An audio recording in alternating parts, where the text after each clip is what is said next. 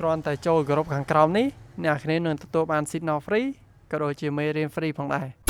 បាទសួស្តីបងប្អូនអរគ្នាស្វាគមន៍មកកាន់ Community Panda ក៏ដូចជា Forex Mental Hub ចឹងថ្ងៃនេះគឺខ្ញុំ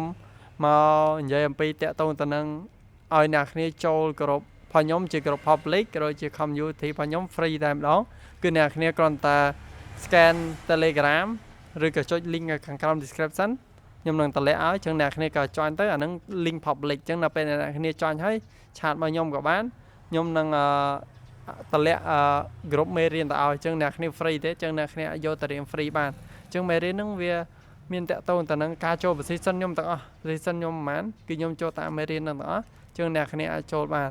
ចឹងចូល free អត់គិតលុយទេហើយតាក់ទងទៅនឹងអ្នកគ្នាដែលចង់បាន indicator free ខ្ញុំក៏មានដែរចឹងអ្នកគ្នាអាចឆាតមកខ្ញុំឲ្យ indicator ហ្នឹង free រយៈពេលឲ្យតែមួយខែចុះហើយ